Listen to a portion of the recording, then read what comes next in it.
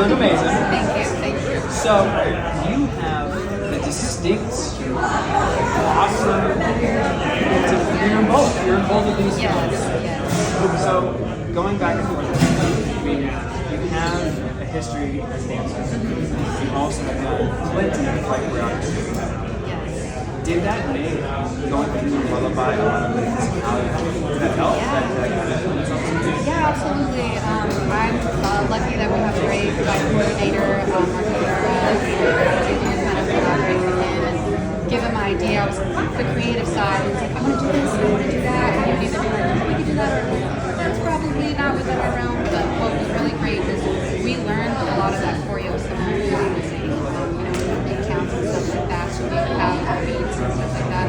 So dancing definitely played a part in it, obviously. I wanted to make sure that this film had very professional high choreography, and I knew